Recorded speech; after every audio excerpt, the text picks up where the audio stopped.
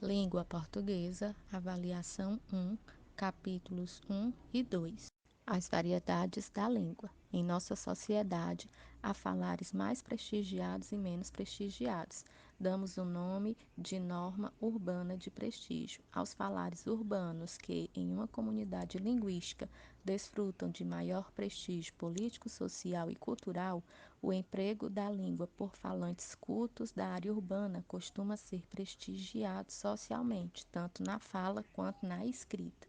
Mas a língua pode se manifestar em outras maneiras de falar e escrever, diferentes da norma de prestígio. Ela se realiza em diferentes variedades linguísticas, ou seja, em maneiras de falar e escrever com características próprias, vocabulário, sotaque, alguns modos específicos de construir frases ou expressões e etc., tão legítimas quanto a norma urbana de prestígio. Na língua portuguesa, nós temos a chamada linguagem formal, também conhecida como linguagem culta, que está pautada no uso correto das normas gramaticais, bem como na boa pronúncia das palavras. Assim, deve ser usada em palestras, seminários, entrevista de emprego. Por exemplo, como você está? Essa frase, ela está pronunciada e é escrita de maneira correta, fazendo parte da linguagem formal. Nós também temos a linguagem informal, como o próprio nome já diz, né? Ela representa a linguagem cotidiana, ou seja, trata-se de uma linguagem espontânea, regionalista e despreocupada com as normas gramaticais. Deve ser usada em casa, com amigos ou pessoas na qual se tem intimidade. Por exemplo, como você tá? Você vê que o ser aí faz referência ao você. Só que ele está aí escrito, né, e pronunciado de maneira mais informal, que são esse linguajar que nós utilizamos muito no dia a dia, mas com pessoas, né, mais próximas, mais íntimas. As variações linguísticas. Dentro das variações linguísticas, nós temos as variações regionais, que são os chamados dialetos, que são as marcas determinantes referentes a diferentes regiões. Como, por exemplo, citamos a palavra mandioca, que em certos lugares recebe outras nomenclaturas, tais como macaxeira e aipim. Figurando também esta modalidade estão os sotaques, ligados às características orais da linguagem. Então, dependendo, né, da região do Brasil, seja região sul, região norte, nordeste, a mandioca ela vai ter essas variações de macaxeira e aipim. Nós também temos as variações sociais ou culturais, que estão diretamente ligadas aos grupos sociais de uma maneira geral e também ao grau de instrução de uma determinada pessoa. Como, por exemplo, citamos as gírias, os jargões e o linguajar caipira. As gírias, elas pertencem ao vocabulário específico de certos grupos, como os surfistas, cantores de rap, tatuadores, entre outros.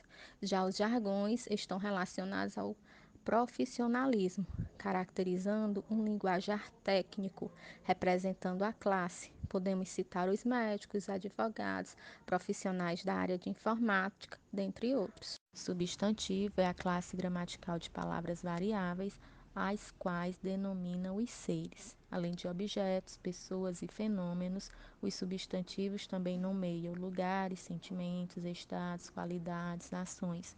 Por exemplo, João, casa, carro, tudo isso é substantivo.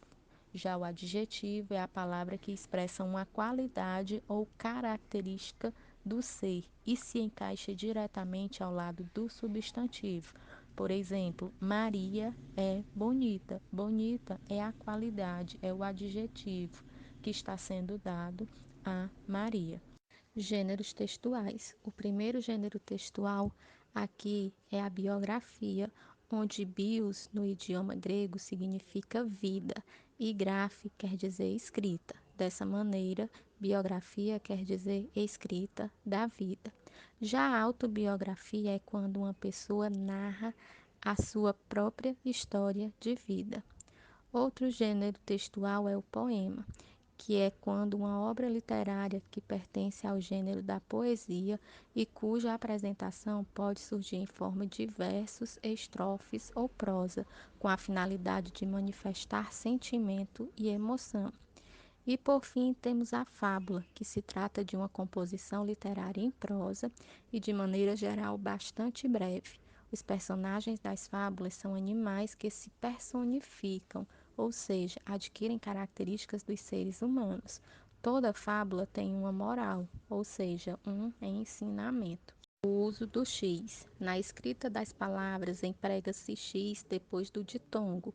Por exemplo, abaixou, feixe, caixote.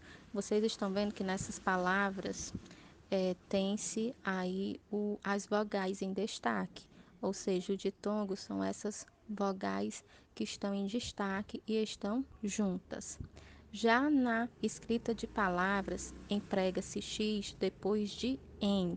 Por exemplo, enxame e enxágue.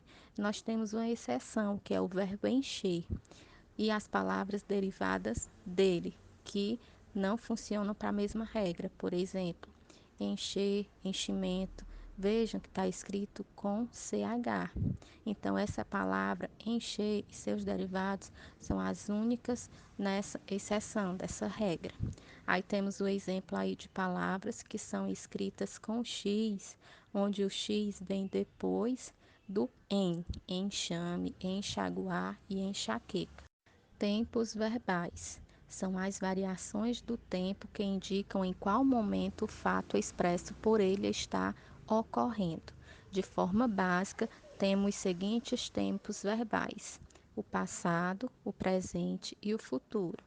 Presente expressa um fato atual, por exemplo, eu estudo neste colégio. Pretérito perfeito, que é a mesma coisa que passado, expressa um fato ocorrido num momento anterior ao atual e que foi totalmente terminado. Por exemplo, ele estudou as lições ontem à noite. E o futuro do presente, que enuncia um fato que deve ocorrer num tempo vindouro com relação ao momento atual, ou seja, que ainda vai acontecer. Ele estudará as lições amanhã.